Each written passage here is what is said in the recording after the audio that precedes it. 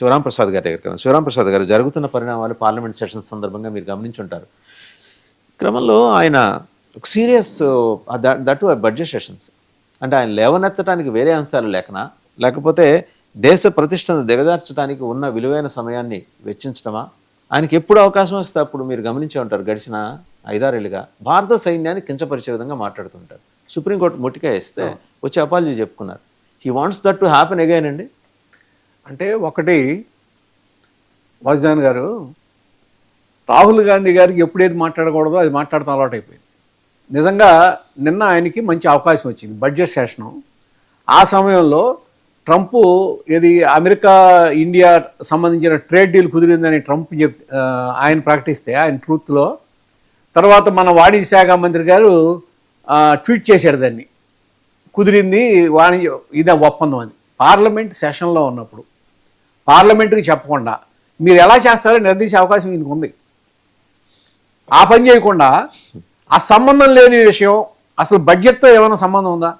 Budget session ఏంటి, మీరు దీనికి సంబంధించి బడ్జెట్ ఏంటి, ఆ బడ్జెట్లో ఏమైనా మార్పులు చేయాలా, దీంట్లో ఏ విధంగా ప్రభుత్వం చేసింది, ఆ తర్వాత ఇన్ని లక్షల కోట్లు మీరు దాంట్లో డెఫిసిట్ ఉందంటున్నారు, దాన్ని ఎలా మీట్ అవుతారు, తర్వాత చాలా విషయాల్లో ఇప్పుడు స్టేట్స్కి ఆపేశారు కొన్ని ఇవన్నీ, అవన్నీ ఎందుకు ఆపుతున్నారు, ఇవన్నీ ప్రశ్నించకుండా వెళ్ళిపోయి ఏది ఆ గాల్వాన్ ఇన్సిడెంటు, తర్వాత దాని మీదకి వెళ్ళిపోయి అక్కడ ఏదో నరవణే గారు బుక్ ఒకటి ప్రచురితంగా అంది చేశారని చెప్పి మాట్లాడారు. యాక్చువల్గా ఏంటంటే దీన్ని అక్కడ ఏది రూల్ నెంబర్ 349 కింద ఆపారు, ఇది మాట్లాడకూడదు అని స్పీకర్ గారు కానీ రాజ్నాథ్ సింగ్ తర్వాత అట్లాగే అమిత్ షా గారు ఆపారు. అయితే ఈయనేమంటాడంటే కారవాన్ అనే దాంట్లో మ్యాగజైన్లో ప్రచురించబడింది కాబట్టి నేను దాన్ని మాట్లాడుతున్నాను అంటున్నారు. మాట్లాడవచ్చు, ఎక్కడ మాట్లాడాలి? పబ్లిక్ ఫోరమ్స్లో మాట్లాడుకోండి వెళ్ళి, ఎక్కడ మాట్లాడాలి? ఇది దాంట్లో కూడా ఇప్పుడు ఈయన అనేది ఏంటి, ఈ సరే అగ్నివీర్ విషయం ఇందాక మన రావు గారు క్లియర్గా చెప్పారు. సరే అది మిలిటరీ సంబంధించిన ఇష్యూ కాబట్టి దాన్ని వదిలేద్దాం.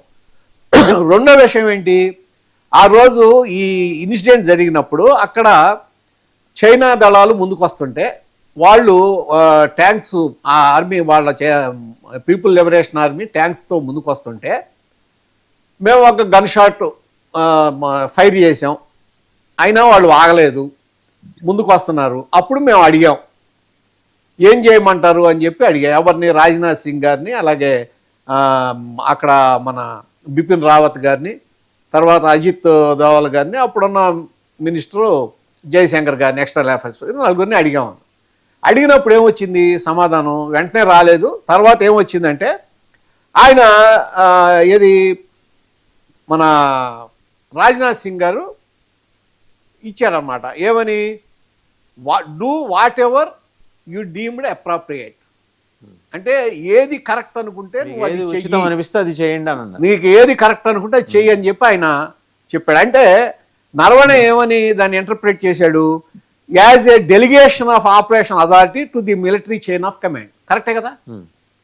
మొన్న మీరు ఆపరేషన్ సింధూర్లో కూడా క్లియర్గా అక్కడ ప్రైమ్ మినిస్టర్ గారితో మీటింగ్ అయిన తర్వాత రాజ్నాథ్ సింగ్ గారు చెప్పారు, ఏమని, మొత్తం మిలిటరీ వాళ్ళకి అవి చెప్పాం, వాళ్ళు ఏది కరెక్ట్ అంటే చేయొచ్చు.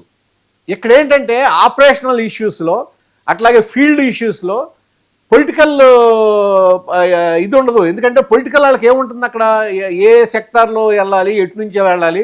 ఇప్పుడు ఈ ఇన్సిడెంట్లోనే ఈ PP-15 ఇష్యూలో చైనా ట్యాంక్స్ వస్తున్నప్పుడు ఆ చుట్టుపక్కల ఉన్న హైట్స్ అన్నిటిని, ఏది అప్పర్ హిల్స్ అన్నిటిని కూడా మన ఆక్యుపై చేసుకుని ఉన్నారు అప్పటికే. అంటే స్ట్రాటజికల్గా అప్పటికే ఇండియన్ ఆర్మీ అప్పర్ హ్యాండ్లో ఉంది. అప్పుడు రావత్ ఈయన మన నరవణే గారు ఏంటంటే ఈ మనకి ఏది పవర్స్ డెలిగేట్ అయినాయి కాబట్టి ఆపరేషనల్ పవర్స్ అని చెప్పి మన ట్యాంకులు కూడా ముందుకెళ్ళమన్నారు. అప్పుడు వెంటనే చైనా ఆగేసి వెనక్కి వెళ్ళిపోయింది. దీంట్లో ఎక్కడ అసలు ఆపరేషనల్ ఫెయిల్యూర్ ఉంది, ఎక్కడ పొలిటికల్ ఫెయిల్యూర్ ఉంది, ఎక్కడ అసలు ఏముంది చెప్పమనండి ఎవరినన్నా.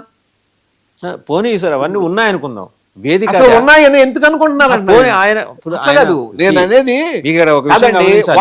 ఒక్క ఒక విషయం is too busy in visiting Colombia, Germany, BMW showrooms. దానివల్ల ఏంటంటే ఆయనకి అన్ని విషయాలు ఆయనకి వెంబడి తెలియకపోయి ఉండొచ్చు. ఆయనకు హఠాత్తుగా ఎవరో జ్ఞానాన్ని ప్రబోధించారు, స్ప్రైట్ తాగించారు, జ్ఞానం వచ్చేసింది. ఆయన ఆ జ్ఞానాన్ని తక్షణం పంచుకోవాలి. చెప్పాలి కదా నేను అనేది. మీరు ఇదేంటంటే మీరు మన శత్రు దేశం వాళ్ళని మీరు అప్పర్ హ్యాండ్ చూపిస్తున్నారు పార్లమెంట్లో.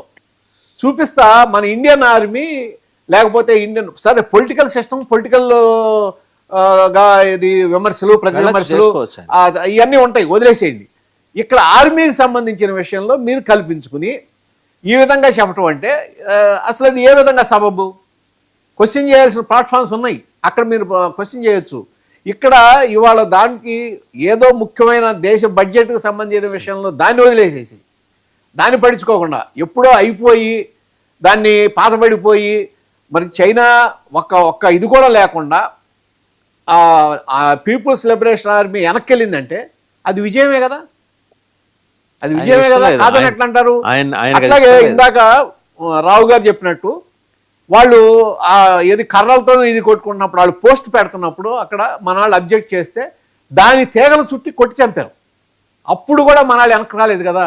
అప్పుడేమో ఫోన్ చేసి ఇది రాజ్నాథ్ సింగ్ గారు చేసి మమ్మల్ని కొడుతున్నారు ఏం చేయమని అడగలేదు కదా. ఇమ్మీడియట్గా ఫైట్ చేశారు.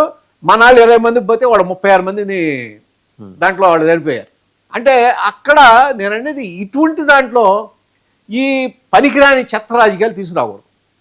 ఆర్మీని మీరు ఎప్పుడూ కూడా వాళ్ళ పని వాళ్ళు చేసుకోవాలి తప్ప దాంట్లో ఇంటర్ఫీర్ అయ్యి ప్రతి దాంట్లోనూ వాళ్ళ మానసిక స్థైర్యాన్ని దెబ్బతీయకూడదు.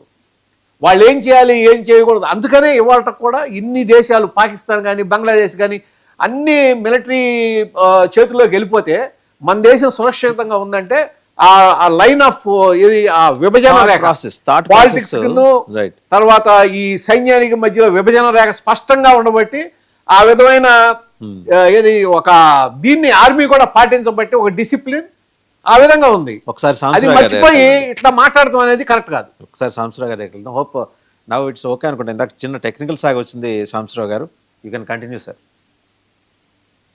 వసంత్ గారు పెద్దలు మాట్లాడినట్టుగా కొన్ని విషయాన్ని మనం మాట్లాడాలా మాట్లాడకూడదా